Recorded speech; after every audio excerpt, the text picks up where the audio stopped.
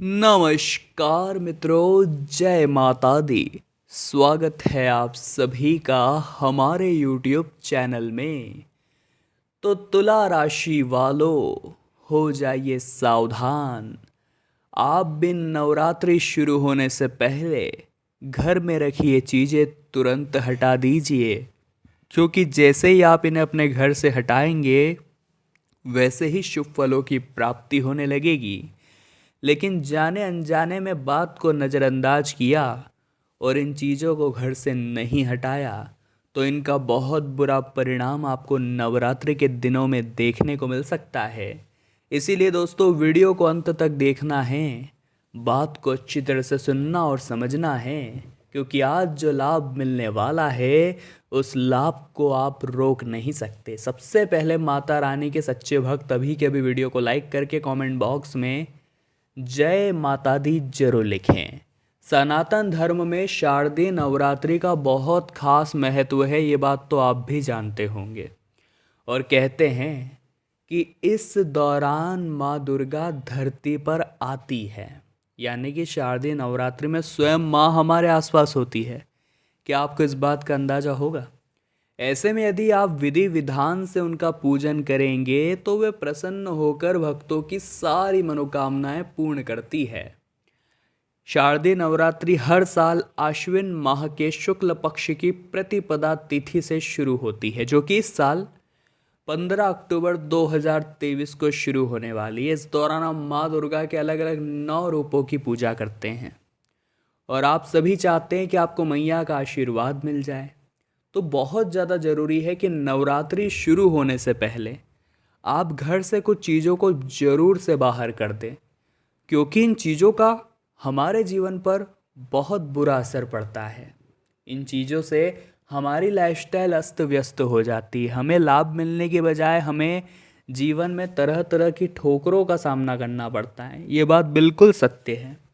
तो आपके मन में भी यही विचार आ रहा होगा कि आखिर वो कौन सी चीज़ें हैं जिस बारे में मैं भी अनजान हूँ, और आप जानना चाहते होंगे वो चीज़ें कौन है, ताकि नवरात्रि से पहले आप उन्हें बाहर करें। तो सबसे पहले फटे पुराने जूते चप्पल। कहते हैं कि घर में फटे और पुराने जूते चप्पल नहीं रखने चाहिए। वास्तुशास्त्र के अनुसार इससे घर में नेगेटिविटी बढ़ जाती है। खास तौर पर नवरात्रि के दौरान घर की सफाई करते समय यदि फटे पुराने जूते चप्पल मिलते हैं तो दोस्तों उन्हें तुरंत बाहर करिए, क्योंकि नवरात्रि के 9 दिनों में माँ दुर्गा धरती पर आती है। ऐसे में उनके स्वागत के लिए घर में से खराब और नेगेटिव चीज़ों को बाहर करना ही उचित रहता है। आप ऐसे जूते चप्पल ही बाहर करिएगा जो आपके इस्तेमाल में नहीं आ रहे, यानी कि काफ़ी समय पुराने हो चुके हैं, फट चुके हैं, बुरे हो चुके हैं, बस यूं ही पड़े हैं बेवजह, आप उन्हें पहनते ही नहीं हैं।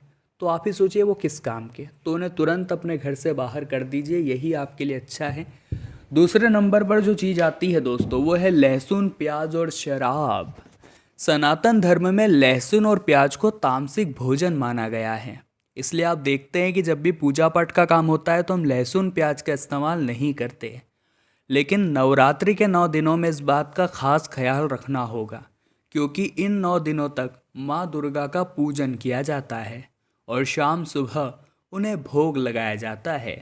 ऐसे में घर में सात्विक भोजन करना ही उचित रहता है। अगर आपके घर में लहसुन प्याज है तो नवरात्र से पहले आप उसे बाहर कर दें, क्योंकि यह तामसिक भोजन की श्रेणी में आते हैं। साथ ही बहुत सारे लोग घर में मांस मदिरा भी रखते हैं, क्योंकि वो हर तरह का भोजन स्वीकारते हैं। तो ऐसे लोग किसी दानव से कम नहीं होते, क्योंकि पुराने समय में, भगवान के समय में, जो असुर होते थे वो इस तरह की क्रियाएं करते थे, वो इस तरह का भोजन करते थे जो कि आजकल का मनुष्य कर रहा है। तो आपको खास तौर पर इस बात का दोस्तों ध्यान रखना होगा कि पूरे नवरात्रि के 9 दिनों में आपके घर में सात्विक भोजन बनना चाहिए, और सात्विक भोजन ही आपके गले से नीचे उतरना चाहिए। और अगर भूल कर भी लहसुन प्याज आपके घर में पड़े हुए हैं तो नवरात्रि शुरू हो उससे पहले भैया बाहर कर देना, वरना ये लहसुन प्याज आपकी ज़िंदगी को अस्त व्यस्त कर देंगे। ये बात तो हम लिख कर आपको देते हैं।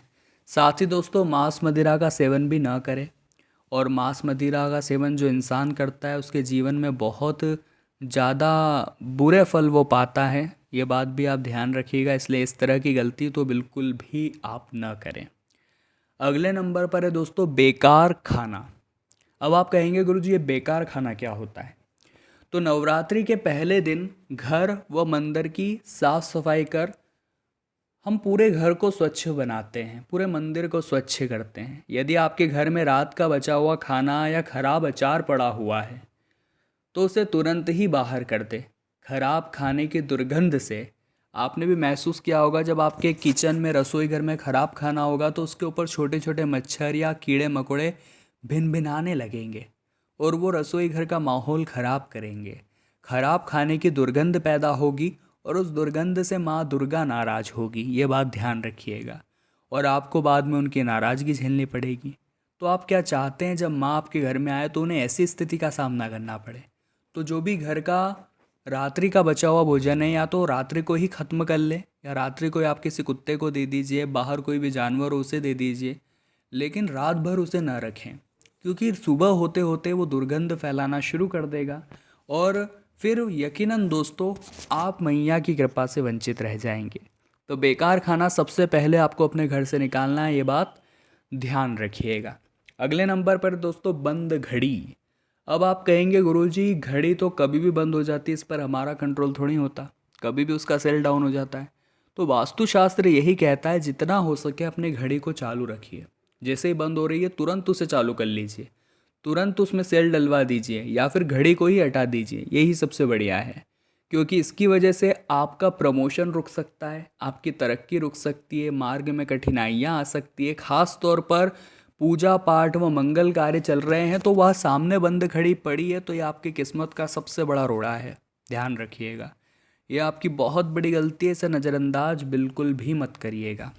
खास तौर पर दोस्तों आपको नवरात्रि शुरू होने से पहले अपने घर से बंद घड़ी हटा देनी है, क्योंकि बंद घड़ी रखना यानी अपने हाथों अपने पैर पर कुल्हाड़ी मारना। क्योंकि तरक्की के तो हम सभी दीवाने हैं, लेकिन तरक्की प्राप्त उसी की होती है जो यकीनन दोस्तों अपने घर को सही रखता है, जो यकीनन दोस्तों अपने घर में शुभता रखता है, अपने घर में इन चीज़ों को नहीं रखता, तुरंत ही इन्हें घर से हटा देता है, वही शुभ फलों को पाता है। ये बात ध्यान रखिएगा। अब हम जिस चीज़ के बारे में आपको बता रहे हैं वो आप सभी लोगों को बहुत ध्यान से सुननी है, ध्यान दीजिएगा। बहुत ज़रूरी जानकारी आज हम आपको प्रदान करने वाले हैं और ये जानकारी आपको और कहीं नहीं मिलेगी। अंतिम नंबर पर जो चीज़ आपको अपने घर से हटानी है वो है घर में पड़ी हुई खंडित मूर्तियाँ। दोस्तों आपने एक बात नोटिस करी होगी कि हमें हर चीज़ से लगाव हो जाता है। ये चीज़ें कौन सी हैं? ये चीज़ें हैं दोस्तों जो हमारे घर में कई सालों से पड़ी हुई मूर्तियाँ हैं। अब उन मूर्तियों से भी हमें अंदर ही अंदर लगाव हो जाता है, वो मूर्तियाँ भी हम अपने पास चाहते हैं, हम सदैव उन मूर्तियों को अपना साथ देखना चाहते हैं।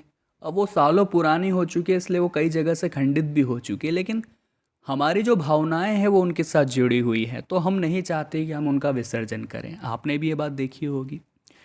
तो करें तो करें क्या दोस्तों? यहाँ पर बहुत ज़्यादा ज़रूरी है कि हम थोड़ा सा अपनी भावनाओं को काबू में रखें। अपनी भावनाओं को थोड़ा सा काबू में रख कर के सबसे पहले यही ज़रूरी है कि हम उन मूर्तियों का विसर्जन करें, क्योंकि नवरात्रि शुरू होने से पहले आपको इस बात का खास ख्याल रखना होगा कि आपके घर में किसी प्रकार की कोई भी खंडित मूर्ति न हो, क्योंकि यह खंडित मूर्तियाँ आप ही के लिए दोस्तों अपशगुन पैदा करती हैं। ये खंडित मूर्तियाँ दोस्तों आप ही के लिए यकीनन मुसीबतें खड़ी करती हैं, और जितना जल्दी आप ये बात समझ जाएंगे, भावनाओं से उबर जाएंगे, उतना आप ही के लिए अच्छा रहेगा, और हम आपको यही समझाना चाहते हैं। तो आज की ये वीडियो बनाने का उद्देश्य यह था कि हम नवरात्रि से संबंधित एक महत्वपूर्ण ज्ञान आपको प्रदान करें, ऐसा ज्ञान जो आपको हर प्रकार की गलती नवरात्र के दिनों में करने से बचाएं, और आपको भी नवरात्रि के 9 दिनों में माता का खूब आशीर्वाद मिले, और जो भी आपकी गलतियां हैं उन गलतियों से आपका पीछा छूट जाए। तो अगर आप थोड़ी सफलता मिलने पर घमंड दिखाने रहेंगे तो लोग आपसे जुड़ना पसंद नहीं करेंगे, लोग आपसे दूर भागना शुरू कर देंगे। इसी के साथ साथ संभावना ये भी लग रही है कि व्यापार में स्थितियां सुधरने वाली हैं। काफ़ी समय से मंदी का सामना आपको करना पड़ रहा था, लेकिन बुध ग्रह के शुभ फल की वजह से एक अच्छा उछाल, एक अच्छा ग्राफ यहाँ पर देखने को मिलेगा। वे सभी व्यापारी जो काफ़ी समय से चुप बैठे हुए थे, मंदी में बैठे हुए थे और शांत बैठे हुए थे, इंतज़ार कर रहे थे उनके समय का, अब उनका समय आने वाला है। इन 3 दिनों में शुरुआत हो जाएगी और आगे पहल बढ़ती चली जाएगी। लेकिन आप भी इतना ध्यान रखें कि महंगाई का दौर है, जनता को और महंगा पदार्थ न दें। यानी कि मौके का फ़ायदा आपको नहीं उठाना है, जो ईमानदारी के भाव है वही लगाना है, क्योंकि लालच की पट्टी हर उस इंसान पर चढ़ती है जिसके पास थोड़ा बहुत पैसा आने लगता है, और वही लालच आपको भी घेर सकता है। ज़रा बच कर रहिएगा। साथ ही साथ दोस्तों, व्यापारिक स्थितियाँ उन लोगों के लिए बहुत अच्छी है जो कपड़े का व्यापार करते हैं, या फिर मान लीजिए जिनकी दूध डेयरी है, या फिर सोने चांदी की दुकान है। इनके लिए भी समय बहुत शानदार, बहुत शुभ रहने वाला है, क्योंकि जिस प्रकार से शुक्र का महागोचर है वृषभ राशि में, आपके छठे भाव में व्यापार को प्रदर्शित करता है और व्यापार में काफ़ी उन्नति को वो तय भी करता है। आप कई बार अपनी जिम्मेदारियों से भागते हैं, लेकिन आज की तारीख में आने वाले 3 दिनों में अगर आप जिम्मेदारी से भागे तो एक महत्वपूर्ण मौका, एक महत्वपूर्ण अपॉर्चुनिटी आपके हाथ से जा भी सकती है।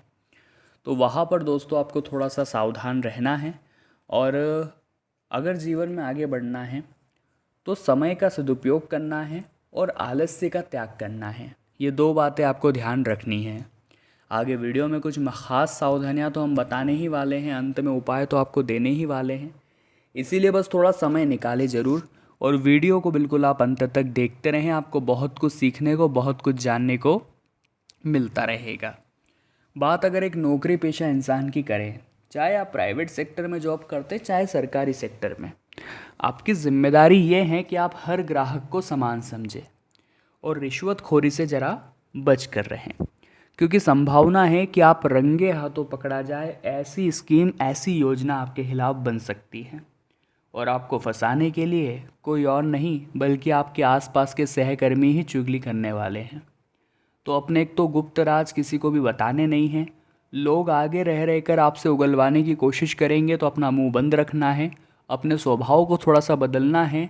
ये जो भोलापन है, ये जो मासूमियत है, ये आपको ले डूबेगी। थोड़ा सा खुद को चतुर बनाइए, क्योंकि दोस्तों आपकी राशि के जो लोग हैं वो दिल से बहुत नाजुक होते हैं। बात बात पर बुरा लग जाता है, बात बात पर खुश भी हो जाते हैं, लेकिन बोलने करने में कभी कभी व्यवहार भी बिगाड़ लेते हैं। तो वहाँ पर आपको बस थोड़ा ध्यान रखना है और अपने आप को ये बात संभालनी है, सुझानी है कि हर कोई मेरा अपना नहीं हो सकता। मैं हर किसी को अपने राज बता देता हूँ, अपनी पर्सनल बातें बता देता हूँ, लेकिन ये मेरे लिए ही खतरनाक साबित हो सकते हैं। ये आप कब सोचेंगे? तो वहीं पर आपको थोड़ा संभलना है, वहीं पर आपको थोड़ा सचेत रहना है, क्योंकि ज़िंदगी हर उस इंसान की सुनती है जिसने मेहनत की। तुला राशि वालों, दिल से हम यही आशा करेंगे कि आज की वीडियो से आपने बहुत कुछ सीखा होगा। अगर आपको भी ये वीडियो पसंद आई है तो अभी के अभी आप लाइक कर दें। कमेंट बॉक्स में आप जय माता दी लिखना बिल्कुल भी ना भूलें। अभी के लिए दोस्तों आप सभी को बहुत बहुत धन्यवाद।